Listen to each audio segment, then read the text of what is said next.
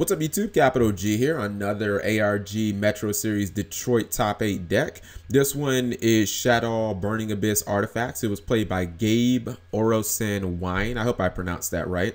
So I've actually played against this deck a couple of formats ago. It didn't have artifacts in it, I don't believe, but it was a Burning Abyss Shaddoll variant, and it's actually really explosive. Like, just because of Career Bandit, you know, sometimes your opponent can just go so plus. They hit like a dragon and a beast, or maybe like a Skarn and a Falco, and it just ends up being just massive amounts of pluses from those cards. And then obviously you get kind of just the power of all the dark cards. You get the power of Mass Change Second, which is now a card. You also get revive things like Crush Card Virus, which are back into the game, which can be really potent. You get draw power of Allure Darkness. So let's look at the deck, and first thing you might notice is 55 cards. You might think that that's absurd, but the thing is, the deck does so much milling with the Career Bandits, and you wanna leave yourself the possibility of getting good mills, of hitting tons of monsters. As you see, he runs almost 30 monsters, but at the same time, still being able to actually draw these cards. So you want to give yourself a high probability of milling monsters and not necessarily all your good spells and traps, but you still want to be able to run them. So that's one of the reasons why you will routinely see this deck run 45, 50 cards. Like, if you see even 55, it's not completely absurd. All right, so for the Shaddoll lineup, he has 3 Beasts, 2 Falco, 2 Squamata, 2 Hedgehog, 1 Dragon. I would have liked to see a second Dragon in this deck. I'm not sure how he would have gotten it in. Maybe taking out like a Vanities or something like that, or slimming down the Artifact Sanctums or something like that. Just because I feel like with Dragon, the plays are there. With Career Bandit, I feel like they're way more consistent, and it's just such a potent and powerful play. I mean, it's obviously not the greatest card against Necros, but you do have to think this dude only has 1 true spell and trap removal card in his entire deck, and that's Dragon. So, you know, if your opponent puts a problem card on you, maybe like a Soul Drain or a Shadow Mirror, you just want to be able to get rid of that card. Mainly in game 1, I'd be concerned about probably Vanity's Emptiness. In game 1, you shouldn't see that many Floodgate cards, but just in general. For the Burning Abyss lineup, he has 3 Graph, 3 Skarm, 1 Sir, and a Farfa. I'm guessing Farfa's in there as a quick out to the Genlock, as he doesn't run Regeki or Dark Hole in the main deck. You can just send it to the graveyard straight from Armageddon Knights. Also, the reason that he's only running 1 Sir is because in the early game, you're much more likely not to have Burning Abyss, or you're not guaranteed to have Burning Abyss in your graveyard. So you'd much rather dump a Graph and, you know, get a dude from the deck than, you know, use Sir's ability and maybe not have a Burning Abyss. Plus, if you open, you know, like Armageddon Knight, it's much more consistent to have something like Graph at your disposal, rather than having Sir, which again might take a turn or 2 to set up. And since getting your dark count up is actually good in this deck because of things like Beginning of the End, you just have to keep that in your mind. For the artifact lineup, he runs 2 Lancia and a Morale Tech. I'm glad he didn't run Begal Tech. I think Begal Tech is cool if you run at least 5 artifacts, including itself, but if you're running less than that, I don't really think it's the greatest thing. Lancia is really good because it's a hand trap, so even if you draw it, it's not completely useless. If you draw it against a matchup like Teller Knights or Burning Abyss, where you know that really they're never going to banish something, then obviously you just pitch it for Shaddoll Fusion, you pitch it for L, you pitch it for Mass Change, just any of those cards. And then obviously if you're playing against Necros, you can wait for Trishula, you can wait until they need to get their books going. Morale Tech speaks for itself. This card probably needs to go to semi-limited. Career Bandit, this is probably like the best normal summon this deck has, because you can just rip this card, you normal summon it, you can send Beast, you can send all of these cards from here. This entire line, all of the dark cards trigger when they're milled off of Career Bandit, and then obviously you can get all of these purple and green cards. This is the best normal summon you have in the deck. This is your second. Well, actually, no, I'm going to put Tour Guide as the second best one. We have 1 Tour Guide, 2 Armageddon Knights, BLS. Tour Guide is probably your second best normal summon. Obviously, it just works with the Burning Abyss monsters. I'm not going to explain that. You guys know what Tour Guide and Burning Abyss does.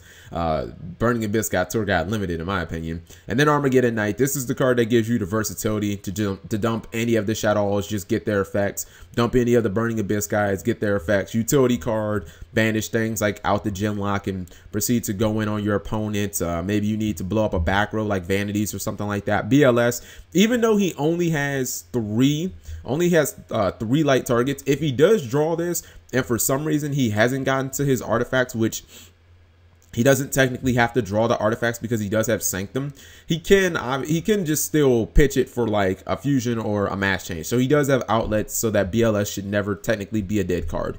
All right, so for the spells, he has 3 fusion, 3 L's, 3 mass change. These are your power cards. These are how you get to your extra deck monsters. We all know what Dark Law does against decks like Necros.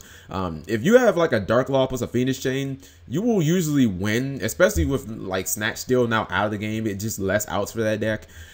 L is potential like OTK power. I mean, they limited it in the OCG. I don't understand that. The card's great, but it's not that great. And then just the original, just beat ass. If you play against regular Burning Abyss, you have such a huge advantage because if you open with this, it's just lights out for them. You can make a construct for free. You can make like a Wyndham, just go plus infinity. Anybody else notice the prices of the Shaddoll cards are going through the roof now? Like, it is ridiculous. I traded some of my Shaddoll stuff. I actually looked at my binder. I was like, oh my God, how much Shaddoll stuff do I still have left? Beginning of the End. I love this card. This card is so sactific. Like, oh no, not sactific, sactastic. There we go. The card is amazing. If you have 7 or more, basically in the mid to late game, you have all of these dudes in your graveyard. You're looking for answers. You're still trying to get to, you know, cards like Tour Guide and BLS. You're still trying to get to your really good one-of cards. You can just play Beginning of the End. You get to draw 3 cards. A lot of times you can just sack your opponent. Allure Darkness, almost the whole deck is dark except for like 4 monsters, so you run that. Foolish Burial, self-explanatory. 3 Artifact Sanctums. I think that he ran 3 here because if you happen to mill some of those guys, or you happen to mill your Sanctums, you still have the potential of drawing it. And even though he only has 3 artifacts, it's like sometimes you might draw them, sometimes you might mill them. It's not as bad as you think. And then also in a 55 card deck, the chances of you drawing the Sanctums and drawing the monsters are like really, really low. 3 Phoenix Chain has to have some way of stopping Trishula outside of Lancia. 3 Mind Crush. It's crazy. Everything runs Mind Crush. Instant staple, right? 2 Karma Cut, Core, Crush Card Virus, and Vanities. These are just your savage one-of cards again. These are the type of cards where you just he ran them because he knew that they could be blowouts against certain decks. Like, you flip this over against Necros, and they're only running like maybe 2 MSCs or something, and okay, well, you just get shut out by Dark Law, you get shut out by BLS or my big Muratak that's on board that you can't kill. Crush card, same thing. You can blow out Necros. You hit their Trishula. When they try and you wait for them to play like a Necros cycle or a Necros, what's it called? A Necros mirror. You hit their Trishula, you kill their Unicorn, just blowout card. All right, for the extra deck, or excuse me, for the side deck, Maxis and Veilers, he's running 2 of each. I guess just more like anti-Necros, Burning Abyss, stuff like that. Lancia makes sense because, again, even if you draw it, it's not dead. It gives you more light. It gives you more light monsters for your L's and for your BLSs and whatnot. Scythe, I would imagine that comes in specifically for like Burning Abyss, maybe for Teller Knights. I wouldn't guarantee that. MSTs, Dark Hole, and Regeki, those are just cards that he doesn't run in the main deck, but if he sees problem cards, then he'll probably bring these in. Like, you bring these in maybe game 2 against like Shadow Mares, but you're not going to run into those game 1. And then Mirror Force and Torrential round out the extra deck. Mirror Force is just good. It's unexpected too in this deck. Like, if you attacked just completely with like 3 monsters into a wide open field, you'd never expect Mirror Force if he had back row. Like, I'd expect maybe a Sanctum, a Shaddoll Core, or something like that. I'd never expect Mirror Force. For the extra deck, he has Armades, Arcanite Magician, still needs to be reprinted. Leo, Double Dante, a card that's price constantly goes up and down. A Downer Magician, you don't need to run 2 in this deck because it would just be a waste of space, especially when you need to run so many fusions. Double Dark Law, double Koga. Probably wanted some other monster. I'd run this over Anki, to be honest. Anki's cool, but Koga just Koga can take down towers. So like, you know what I mean? Like Koga's just amazing. 3 Wind are the cards you're probably going to go into most. Double Construct and Shikinaga. No room for the other Shaddolls like Grista and whatnot because your extra deck is already tight because you have to run the Dante and then you obviously have to run like some synchros. So let me know what you guys think. To me, even if you don't like this variant, it really does seem like Shaddolls are coming back. Like Shaddolls are definitely a powerful deck. So we'll look at some Shaddoll decks. We'll talk about them and we'll do some other discussions later. Thank you guys for watching as always.